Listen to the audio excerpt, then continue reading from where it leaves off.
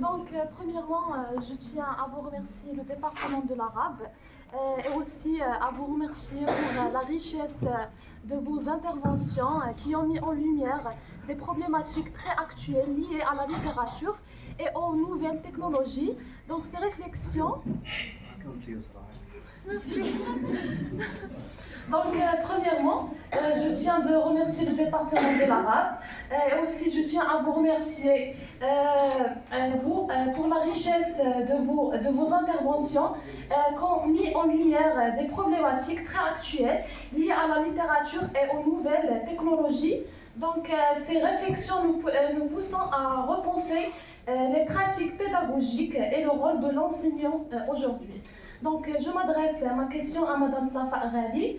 Donc, dans quelle mesure l'intégration des outils numériques et de l'intelligence artificielle peut-elle améliorer l'apprentissage de l'écriture tout en préservant l'esprit critique des apprenants? Et merci infiniment. Merci. Je passe directement à la question qui est adressée à M. Haji. Mais en vrai, elle est au carrefour de toutes les communications. Donc, dans ce cadre de la session et de la conférence en général, et avec l'émergence des intelligences artificielles capables de produire des textes critiques, qu'est-ce qui distingue encore la critique humaine ou bien cette expérience d'écriture critique? Est-ce que le style, la sensibilité ou même une forme de liberté face à l'algorithme que Mme Safa Ghali a annoncé dans sa communication? Merci. Bonjour, ma question est adressée à M. Haji.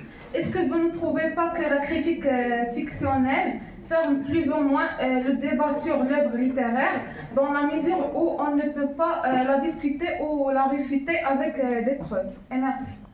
C'est à Madame Safa. Si l'intelligence artificielle devient capable de produire des textes cohérents, argumentés et stylistiquement variés, qu'est-ce qui permet encore de définir l'écriture comme une activité spécifiquement humaine? Et puisque vous mentionnez, Madame, la co-construction et la coproduction, donc est-ce que cela nous oblige pas à redéfinir la notion même d'auteur? Et merci infiniment. Merci. Alors, je donne à chaque prof, à chaque intervenant une minute pour répondre aux questions du public. Je commence d'abord par Madame Safa. Merci. Alors, je commence par la première question. Brièvement, Madame. Oui, dans quelle mesure l'intégration de l'intelligence artificielle permettrait de développer un esprit critique chez l'étudiant? Donc, dans les nouvelles pédagogies, on a déjà tendance à intégrer l'outil, les nouvelles technologies ou l'outil intelligence artificielle de manière intelligente ou qui sert à développer l'esprit critique chez l'étudiant. Donc, il y a de nouveaux programmes qui permettent d'habituer ou de développer cet esprit chez l'étudiant, de ne pas aller vers le copier-coller ou d'apprendre en étant passif, mais de se projeter dans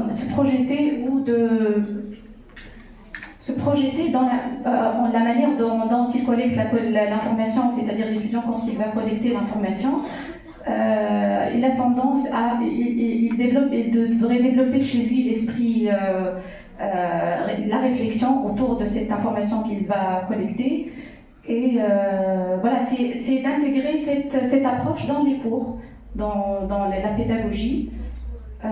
Je suppose que c'est les nouvelles approches d'enseignement qui vont vers cette ligne. La deuxième question, c'était autour de la co-construction. D'accord. Comme déjà, je l'ai mentionné tout à l'heure par rapport à la notion de co-construction. Donc, la question était de comment on peut redéfinir la notion d'auteur. Donc, l'étude est portée justement sur la l'écriture hybride, c'est comment on peut fusionner les deux types d'écriture, de laisser l'intelligence artificielle, de rendre l'intelligence artificielle, elle peut servir évidemment elle peut servir l'écriture, l'écriture classique, c'est-à-dire de l'approcher d'une manière pas forcément que c'est un danger, c'est pas un danger c'est pas un danger qui peut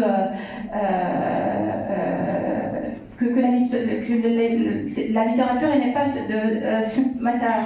elle n'est pas disposée à ce danger-là, vraiment, mais plutôt elle peut se servir de cette intelligence artificielle. Merci madame. Voilà. Merci madame. Alors,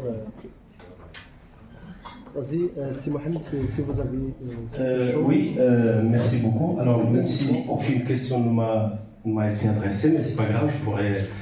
Donc, personnellement, ce qu'on reproche, le on ici, c'est pas moi, c'est les chercheurs. Ce qu'on reproche au numérique, c'est que lire un texte généré par une machine, le lecteur est émergé dans un univers psychique de quelqu'un d'autre. Ce quelqu'un d'autre ici, c'est pas l'humain. Une machine, c'est ce qui est dangereux, ce qui est grave, ce qui est labyrinthique, cauchemardesque, etc. Donc, c'est que le lecteur, quand il est en train de lire un texte généré par quelqu'un d'autre, la machine est devenue un médiateur de pensée. La machine est devenue une infrastructure cognitive, alors que ce n'est qu'un outil qui fonctionne selon un raisonnement, une logique, au sens mathématique, probabiliste, statistique, technologique. On parle maintenant des textes électrifiés. On parle c'est une inventivité terminologique qui est sur le plan théorique zouina. Par exemple, la technotextualité, l'intelligence artificielle, il y a un génie, mais un génie malin au sens, bon, je suis mal placé de parler des sujets que je ne maîtrise pas, mais je ne suis pas malgré tout ça ni technophile ni technophobe. Il faut garder on va dire, la distance. La littérature pour moi c'est l'humain. La production littéraire c'est l'humain. L'esthétique c'est l'humain. Merci. De rien. Merci cher ami. Alors, c'est Maxime, est-ce que vous avez quelque chose à dire?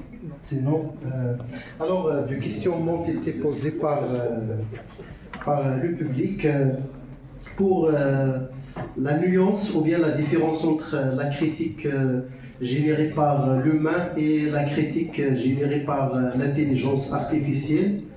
Je pense que ce qui fait la valeur de la littérature et de la critique en général, c'est l'imperfection humaine. La perfection de la machine pourrait tuer un peu cette littérarité de la critique. D'autant plus qu'on ne peut pas remplacer l'homme, l'humain, dans son rapport à la littérature.